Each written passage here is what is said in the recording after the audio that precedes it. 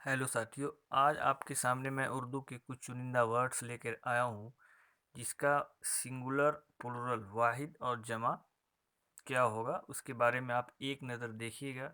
10वीं का इम्तिहान हो, 12वीं का हो, ग्रेजुएशन का हो या कोई भी टीचर्स एलिजिबिलिटी टेस्ट हो, कम्पिटिटिव एग्ज़ाम हो, हर तरह के एग्ज़ाम में आपके काम आएगा।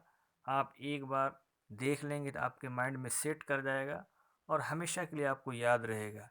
आइए दोस्तों, सीधे टॉपिक की तरफ चलता हूँ, लेकिन उसके पहले आपसे एक गुजारिश है, रिक्वेस्ट है कि आप चैनल को सब्सक्राइब ज़रूर कीजिएगा, वीडियो को लाइक ज़रूर कीजिएगा।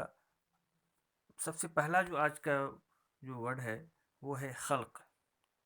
खल्क का जो जमा होगा वो होगा इखलाक। उसके बाद जो लफ्ज़ है वो है नबी। नबी का जो जमा होगा वो होगा अम्बिया।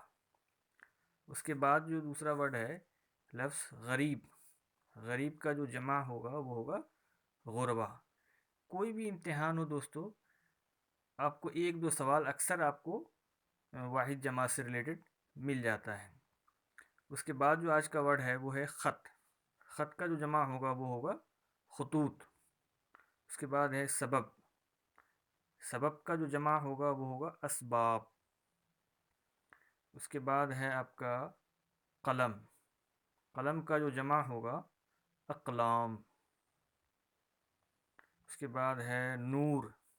नूर का जो जमा होगा वो होगा अनवार। अब आगे का वर्ड है वक्त। वक्त का जो जमा होगा वो होगा औकात। उसके बाद है मस्जिद।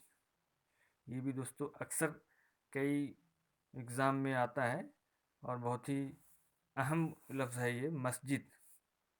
इसका जो जमा होगा मसाजिद। ये कुछ वर्ड्स थे दोस्तों, हो सकता है इसमें कुछ वर्ड्स आपको मालूम भी हो, कुछ ना भी मालूम हो। एक तरह से रिवीजन आपका हो जाएगा साथ में।